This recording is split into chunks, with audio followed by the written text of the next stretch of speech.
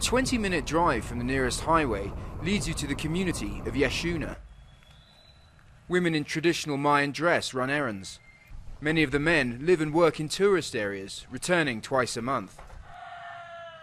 Life moves slowly here in a town of less than 700. In some ways it's a very traditional community. You see a lot of these kind of thatched buildings behind me all around the town, and there's no cell phone reception to speak of at all. But in other ways it closely resembles what you might expect from a small Mexican town. Just on the outskirts of town, evidence of an ancient civilization. Mayans are thought to have lived in the area since 200 BC. Santos Esteban Chuk is an artisan who makes carvings sold at tourist sites. As the end of the calendar looms, he feels a sense of history.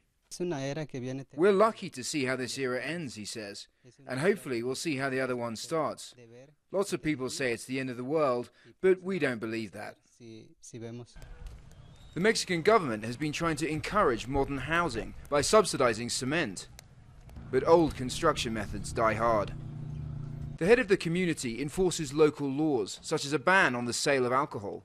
I ask him if he really believes in the Mayan calendar. 100%, he says. We are descendants of the Mayans. We don't live in a city. Whatever we learn is from what our grandfathers told us. They were teaching us things about the stars, about when it rains. Not everybody shares in that tradition.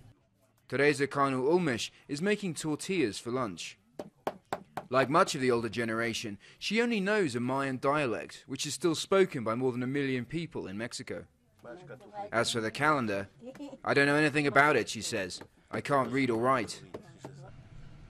A world away from the tourists and doomsday hysteria, a traditional way of life looks set to continue long after 2012. Nick Parker, CNN, Yashuna, Mexico.